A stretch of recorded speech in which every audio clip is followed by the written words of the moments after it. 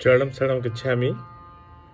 मैं राधारमण त्रिपाठी आज 24 नवंबर 2024 का पहला वीडियो बना रहा हूँ। बहुत दूर से सुबह की यात्रा रही तो 2-2:30 बजे रात में उठना पड़ा,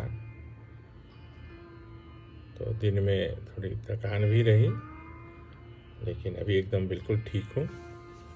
और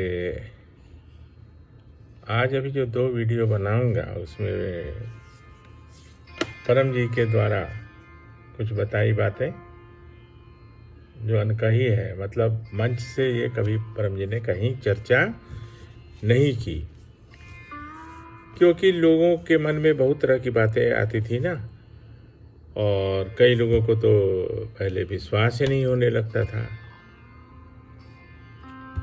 वैसे परम जी को ज़रूरत नहीं थी किसी की सर्टिफिकेट की, और नहीं उनको कोई सर्टिफाई करे कि हाँ ये, क्योंकि परम जी के पास स्वयं का इतना लाखों अनुभव, हजारों नहीं लाखों।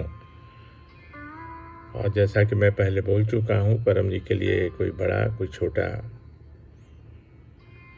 कोई व्यक्ति माने नहीं रखता था, कौन कितने पैसे वाला है, कौन कितने बड़े पोस्ट पर है, क्योंकि परम जी ने वो सब मुझे दिखाया, सारी बातें बताई और वो प्रमाण भी दिखाया। वैसे प्रमाण मुझे ये इसके लिए नहीं दिखाया, लेकिन वो चाहते थे कि मैं सब कुछ जानूँ, देखूँ। मैंने शंकर दयाल से पहले चर्चा की है, मैंने शंकर दयाल शर्मा जो राष्ट्रपति हुए बाद में, उसके पहले एमपी थे, उनके दामाद थे ललित माकन, तो वो सब संपर्क में रहे परम जी के और शिष्य रहे। लेकिन जब वो राष्ट्रपति हुए तो उन्होंने परम जी को इनवाइट किया और 3 पन्ने का 3 पृष्ठ का पत्र भी लिखा, लेकिन परम जी ने सिर्फ इसलिए मना कर दिया कि अब आप राष्ट्रपति हो, प्रोटोकॉल में तुम स्टेशन आओगे नहीं और मैं आऊँगा नहीं। जैसे पहले आते थे उस तरह से अगर आओगे तो मैं आऊँगा, नहीं तो नहीं। और दूसरी बात, उनके घुटने में दर्द रहता था, शंकर दयाल शर्मा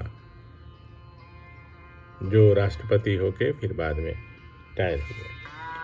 तो जब उनका घुटने का दर्द ठीक हुआ पृथ्वीबाई से, तो परम जी ने उन्हें कहा कि आप इसको, आप इतने बड़े पोस्ट पर हो, अगर आप इस बात को स्वीकार करोगे और अपना ग्रेटफुलनेस दिखाओगे तो उसका बहुत असर पड़ेगा लोगों को, और ज़्यादा लोग जुड़ेंगे और ज़्यादा लोगों को लाभ मिलेगा।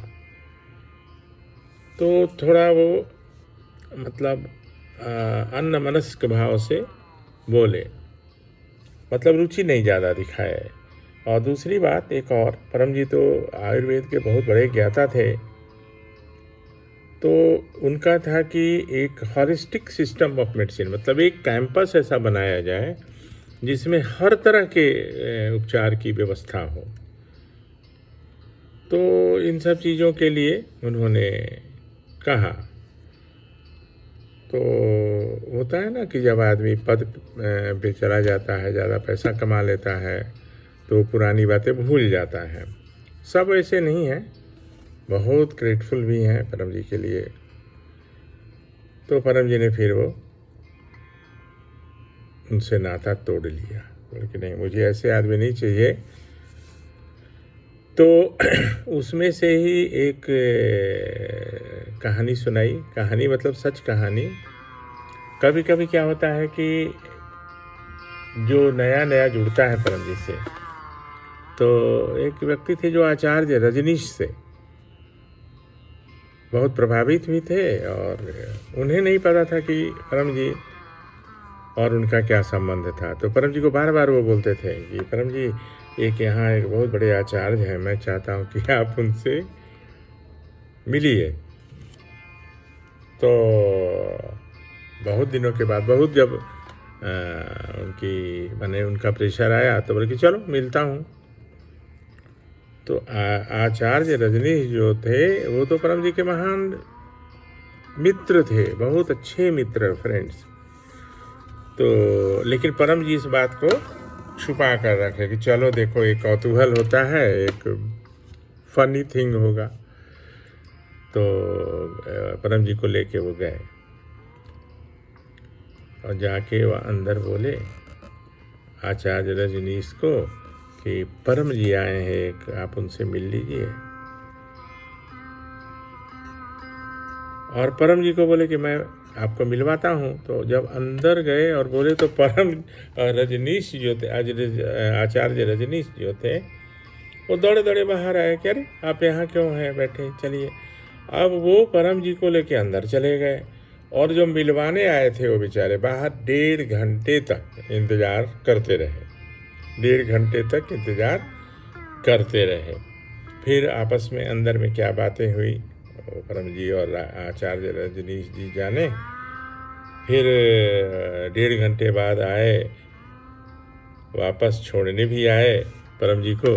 तो वो जो व्यक्ति मिलवाने गया था बोला कि परम जी आप तो माने अद्भुत हैं, बताइए आपके वो मित्र हैं और आप हम ही बाहर रह गए और आप 1.5 घंटे अंदर रहे।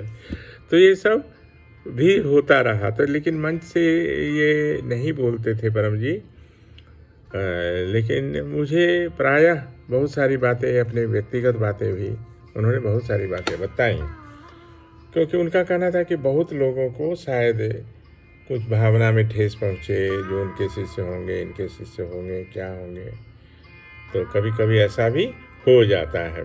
तो ये सिर्फ आपके जानकारी के लिए, इसमें पत्र और परम योग का कुछ ज़्यादा चर्चा नहीं, लेकिन ये सब छोटी छोटी बातें हैं जो आप लोगों को भी जानना चाहिए, जो मैं जानता हूँ। और उसके बाद दूसरे वीडियो में कुछ और इंटरेस्टिंग बातें बताने वाला हूँ। चरणम शरणम गच्छामि।